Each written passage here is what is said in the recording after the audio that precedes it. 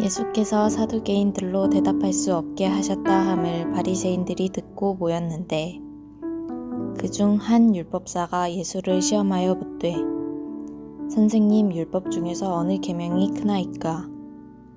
예수께서 이르시되 내 마음을 다하고 목숨을 다하고 뜻을 다하여 주 너의 하나님을 사랑하라 하셨으니 이것이 크고 첫째 되는 계명이요 둘째도 그와 같으니 내 이웃을 내 자신과 같이 사랑하라 하셨으니 이 두 계명이 온 율법과 선지자의 강령이니라.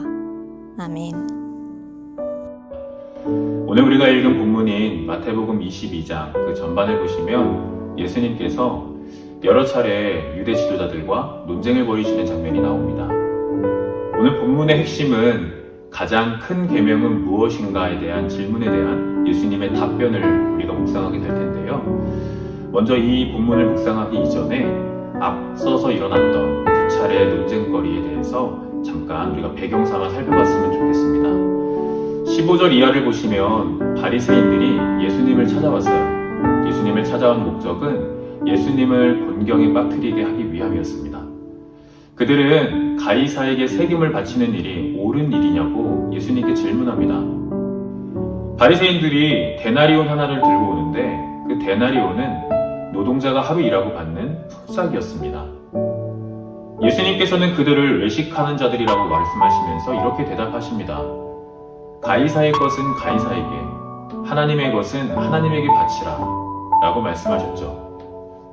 아주 명쾌한 해답입니다. 가이사는 인간에게 있어서 황제일지 몰라도 하나님 앞에는 그저 피조물에 불과합니다. 하나님의 나라는 이런 세상의 나라와는 다른 개념임을 예수님께서는 거듭 강조하고 계십니다. 동시에 유대 지도자들의 입에서 그런 고백이 나온다는 것은 유대 종교는 더 이상 하나님의 거룩하심을 볼 수 없는 시대의 종막을 보여야 하는 종교임을 암시하고 있는 부분입니다. 두 번째는 부활이 없다고 주장하는 사두개인들이 찾아왔습니다. 그들에 대해서 예수님은 이렇게 말씀하셨습니다.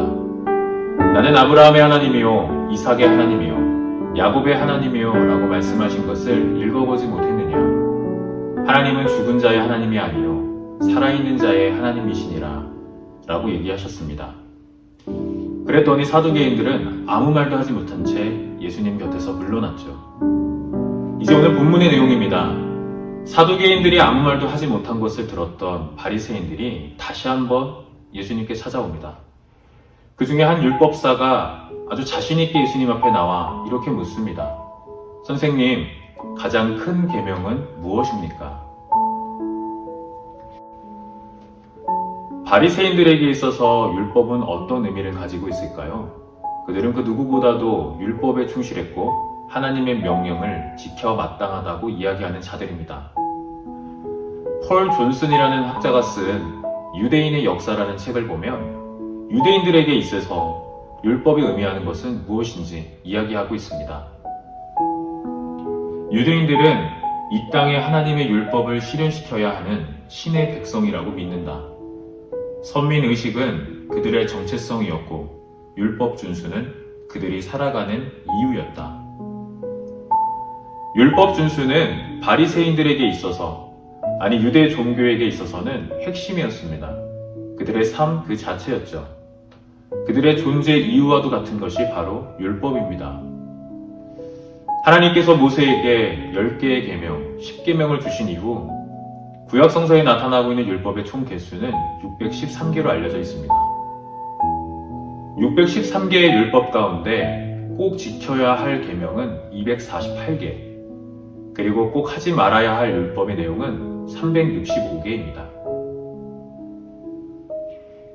여러분 한번 생각해 보십시오. 하나님의 명령에 어떻게 경한 것이 있겠습니까? 우리 인간은 그저 하나님의 말씀을 내 삶의 지침으로 삼고 어떻게 하면 하나님 앞에 거룩한 백성으로 살아갈 수 있을까? 그 질문을 던지면서 하나님의 말씀을 나의 삶의 나침반으로 여기고 믿고 따라가면 될 일입니다. 그런데 이 율법을 가장 강조하고 충실하고 믿고 따라간다라고 하는 바리새인들이 이런 어처구니 없는 질문을 통해서 예수님께 이야기한다는 것 자체가 그들의 신앙의 상태가 얼마나 하나님의 거룩하심과는 관계없는 삶으로 살아가고 있음을 암시하고 있는 겁니다. 예수님께서는 이러한 질문에 대답해 주십니다. 이러한 어처구니 없는 질문에도 대답해 주십니다. 두 가지의 계명을 이야기하셨죠. 먼저 첫 번째는 신명기 6장 4절에서 5절에 나타나고 있는 말씀을 인용하셨습니다. 이스라엘아 들으라. 우리 하나님 여호와는 오직 유일한 여호와이시니 너는 마음을 다하고 뜻을 다하고 힘을 다하여 주 너희 하나님을 사랑하라.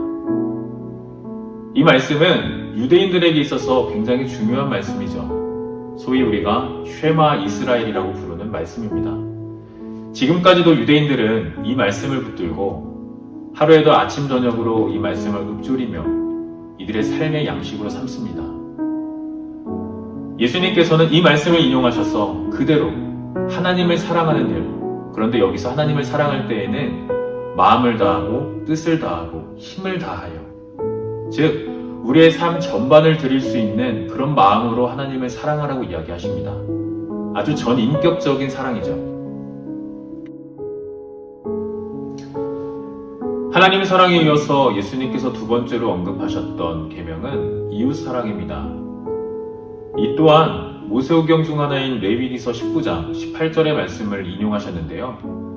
원수를 갚지 말며 동포를 미워하지 말며 내 이웃 사랑하기를 내 자신과 같이 사랑하라 라고 하신 이 레위기서의 말씀을 가지고 예수님께서 이웃 사랑을 강조하셨습니다.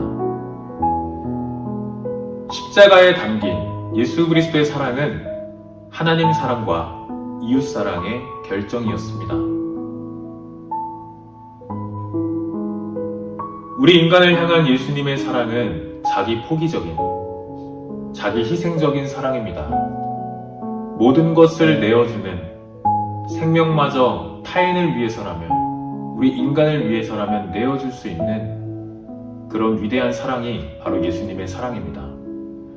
사도 바울의 말대로 하면 예수님은 근본 하나님의 본체이시지만 하나님과 동등됨을 여기지 아니하시고 사람의 모양으로 오셔서 오히려 자기를 비워 종의 형체를 가지셨고 죽기까지 하나님의 말씀에 복종하셔서 십자가에 달리신, 그래서 하나님 사랑과 이웃 사랑, 우리 인간을 위한 사랑을 실천하신 분이 바로 예수님입니다. 그런 예수님의 사랑이 오늘 우리에게도 있는지 우리 스스로를 주목해 볼 필요가 있습니다.